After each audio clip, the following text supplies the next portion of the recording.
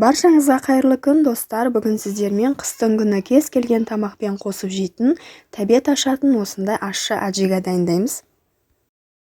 Ең алдымен банкілерімізді қақпақтарымен қосып, жақсылап стерилдеп аламыз. Бізге қажетті заттар осындай болгар бұрышы, аскөк, сарымсақ, пияз, қызанақ және ащы бұрыш.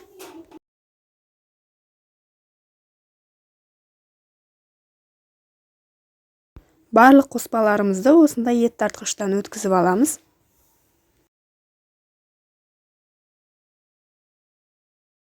Достар, менің каналыма тіркеліп, подписка батырмасын басып қойуды ұмытпаңыздар.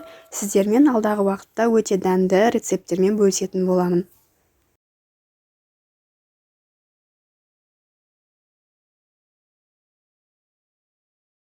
Міне осылай барлығын дайындап алғаннан кейін, енді газымыздың астын жағып, үлкен табаға қуыруды бастаймыз. Мен майды осындай 2 үлкен кесемен құйдым. Қызғаннан кейін пиязымызды салып қуырамыз. Газымыздың асты қатты отта тұра береді. Пиязымыз 10 минуттай қуырылғаннан кейін, енді қызанағымызды салып тағы да қуырамыз.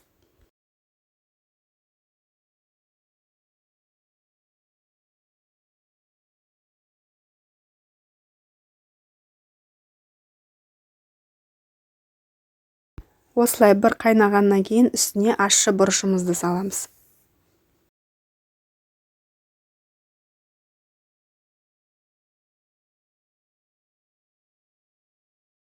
Осы уақытта шекері мен тұзын салып дәмін кіргізіп аламыз. Мен 3 ас қасық тұз және 3 ас қасық шекер салдым.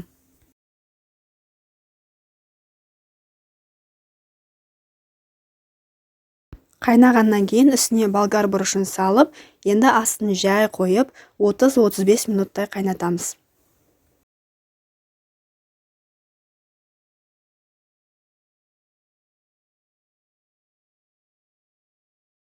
Жарты сағат қайнағаннан кейін үстіне сарымсағымызды, аскөгімізді салып, тағы да 15 минуттай қайнатып аламыз.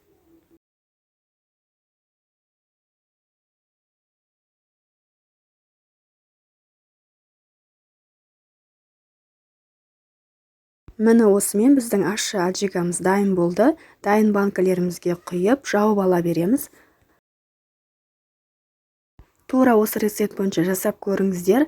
Бұл аджига енді супер ащы десем де болады. Қыстың күні кез келген тамақпен күшті үйлеседі. Сіздермен бірге болған Әсел. Видеоны соңына дейін қарағандарыңызға рахмет.